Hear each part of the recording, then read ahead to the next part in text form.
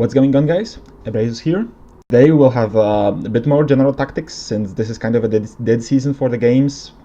Even in Poland there are practically no Masters tournaments around, and ATC is very far ahead.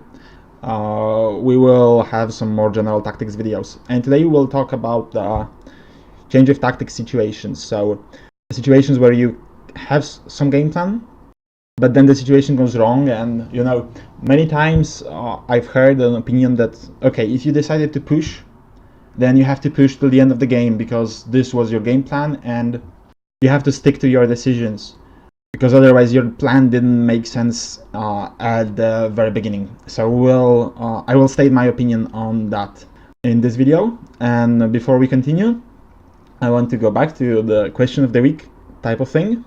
So I would like to ask you, which game sequel would you like to see the most? And I mean mostly computer games, but if you are feeling particularly interested in some board game sequel, then I would also love to hear about that in the comment section.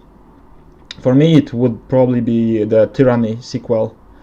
I don't know if you know it, but this is a pretty new game with a very dark climate. That's a very Baldur's Gate style, I think.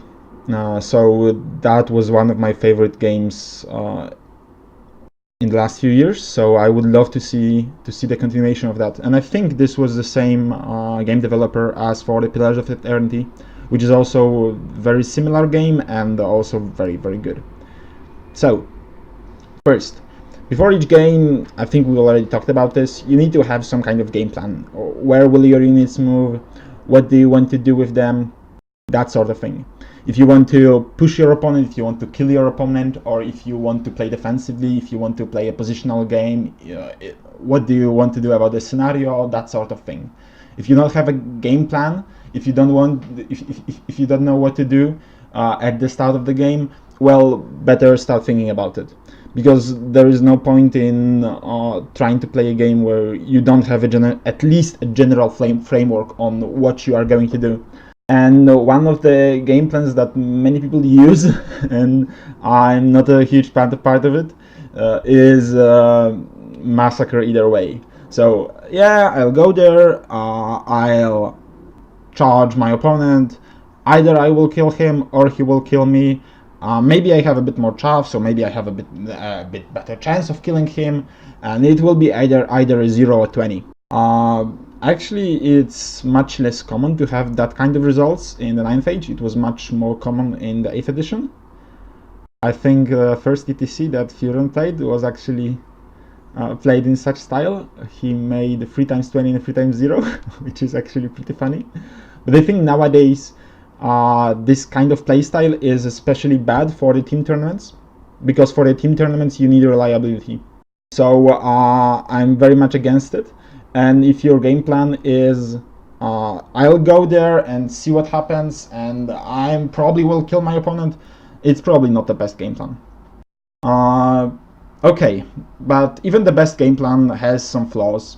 And then there is the dice rolls. And then there are some unexpected situations that might happen. Very inconvenient plot twists, as I would say. But we have to pray to the RNGesus to help us. To be honest, looking at it in the mathematical sense.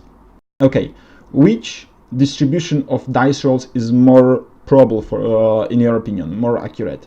The one on the top left or one on the bottom right? The one on the bottom right is each dice result will come exactly the same amount of times. And the one on the left is much more skewed. So for those of you who understand programming, it's pretty obvious that the left one is the real result. And that's a common mistake, because people tend to think that it will all even out during the battle, but it's not necessarily the case. It's much more likely that there will be some swings in one or the other direction, and that the probability that all of the dice rolls in the game will be average is insignificant. In the end, though, after the game, you are much more likely to remember the bad rolls, the situations where you failed easy charges or easy spell casts. That's just human nature.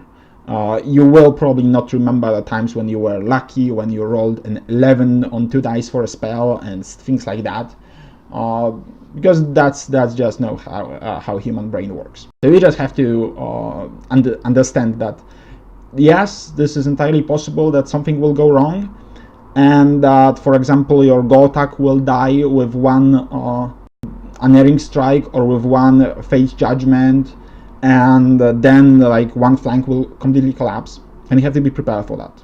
So now there is a huge difference between offensive and defensive armies, and this is why the offensive armies are much more popular right now and are probably generally much better in the system. Just look at this battlefield. We have Undying Dynasties pushing hard against the Vampire Covenants. The vampires, especially with 2 Shrieking Horrors, like to play a bit more defensively. And as you can see, the whole top right part of the board, marked by the red line, is taken away by the Undying Dynasties. Okay, what happens if something goes wrong for the Undying Dynasties? For example, the Shrieking Horror kills the Necropolis Guard who are fighting him. Or the Morgas in the middle die to the combination of Shrieking Horrors and the Banshees and the magic. What happens then? The Undying Dynasties player might as well turn all his units around and just march towards the top right corner, and the vampire player will never be able to catch him. Especially because this is not turn 1 as you might guess.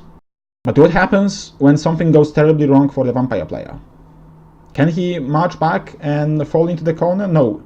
He has no place there. He will not be able to hide.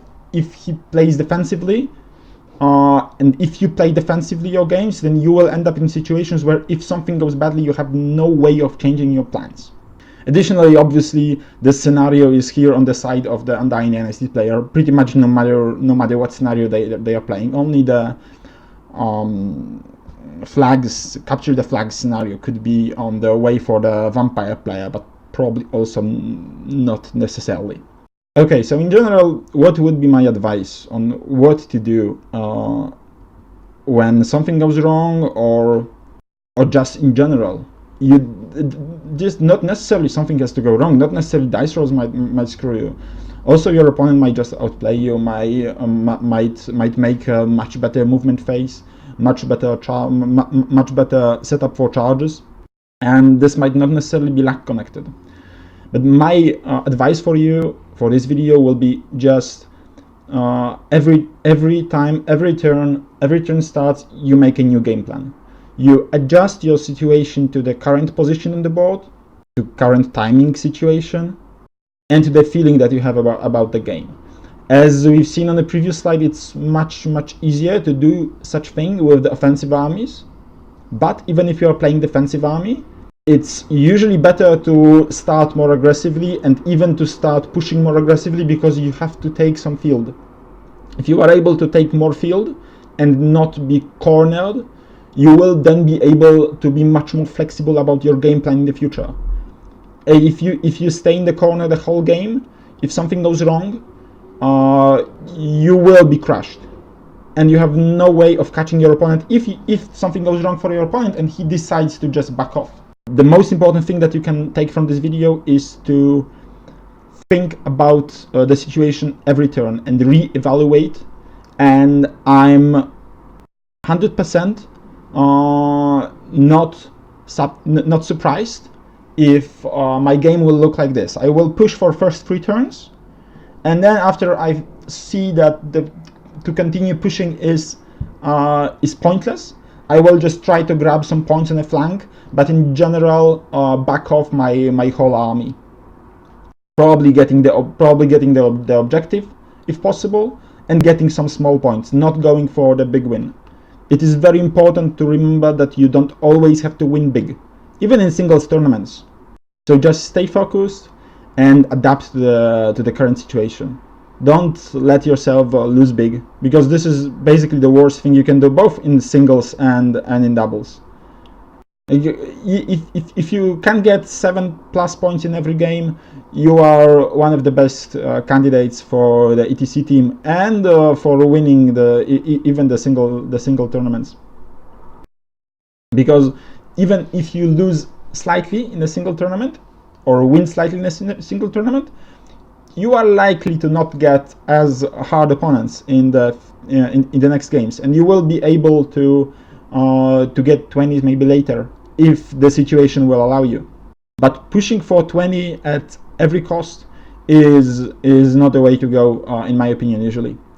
And reevaluating your tactics and even completely changing your game plan mid-game is very possible and very viable, in my opinion. Hope you guys enjoyed this video, and see you in the next one. Cheers!